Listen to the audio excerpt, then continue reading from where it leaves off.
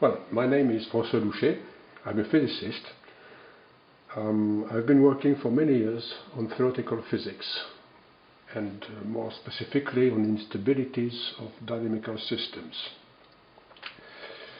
Climate study is an obvious possible application of such theoretical methods. Today I'd like to show you a short video that explains why the increasing amplitudes of extreme climatic events like heat or cold waves or floods, droughts, forest fires and so on are emergency signals for an impending abrupt climate change or climate tipping. Okay, so let's go to the video now. Okay, so let's start with the experiment. The investment is quite cheap. It's just one cork and a sheet of paper. The cork represents the Earth, more precisely the atmosphere and the oceans. And the system Earth is staying in equilibrium here. You have a horizontal axis in that direction, which is temperature. On your left you have cold temperatures, and on your right you have warm temperatures.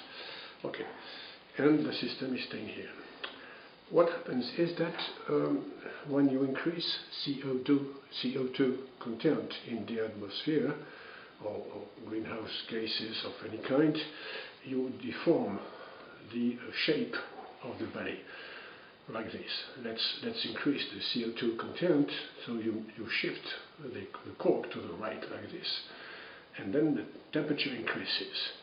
And at this point, if you realize that you've been too far, then you may decide to reduce the CO2 content and come back to the previous situation. That shouldn't be very easy, because you probably have to close lots of power stations and reduce highway traffic and so on. But in principle it's possible. Okay, but now in mountains, valleys are often bounded by ridges. And let's have a ridge here in this valley, like this. And let's start again the same experiment. So we increase CO2 content, and then the cork moves to the right as previously, like this. But at some point, if you increase too much CO2 content, then you reach the level of the ridge, and the cork would fall down in the next valley, which is annoying because when after falling in the next valley, the process is irreversible. You can decide to reduce the CO2 content to the previous value, but the cork will remain in the valley. Alright, so now how may I decide whether we are in that configuration or in that configuration here? Actually, it's very simple. You know the butterfly effect, which says that if a butterfly flaps its wings somewhere in New Zealand, then this process may have some influence on our behavior here. And since you have lots of butterflies around the world, then this results in fluctuations in the equilibrium point of the Earth like this.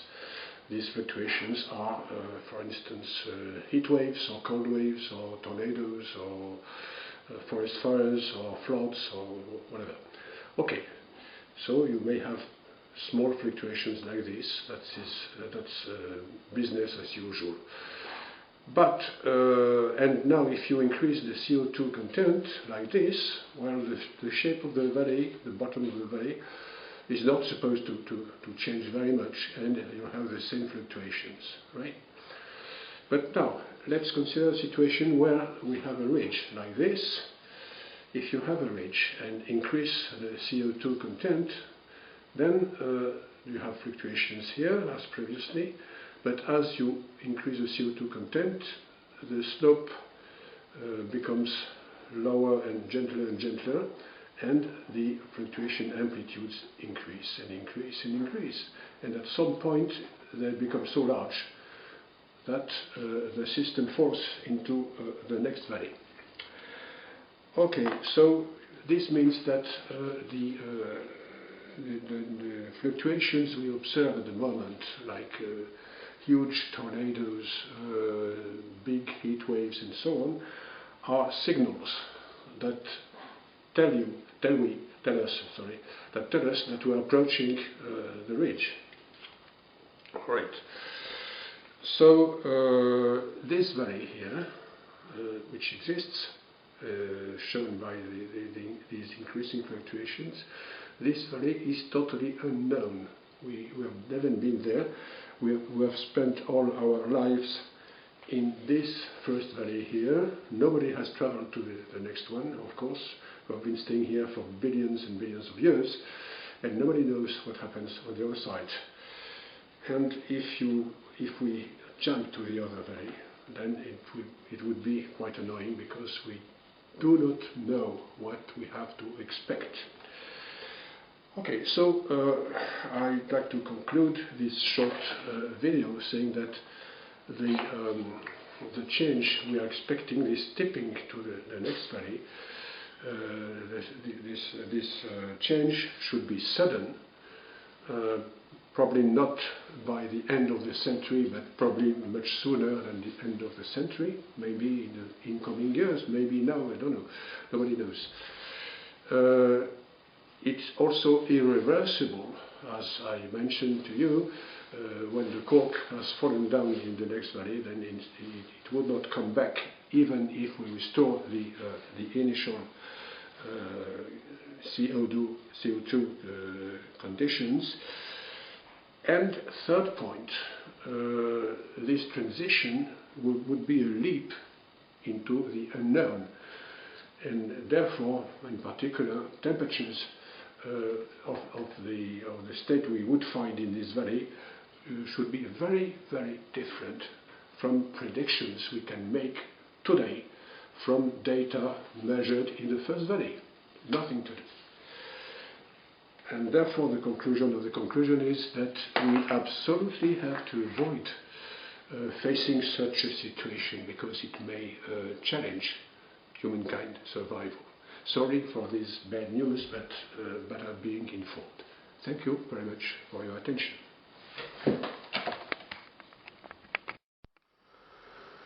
Well, now I'd like to give you a few references to go further. First, a paper by Linton and co-workers about the early warning signals found before a climate tipping point.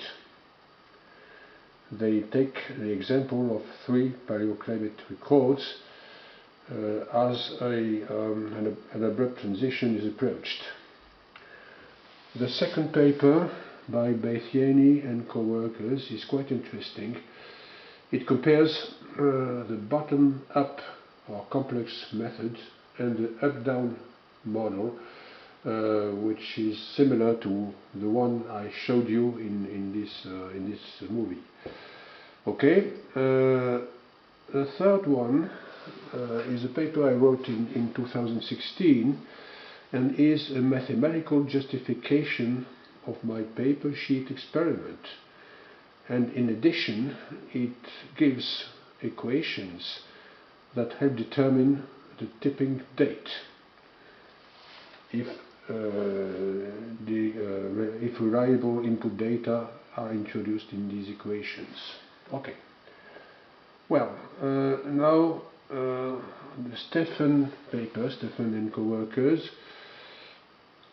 This paper explores the risk that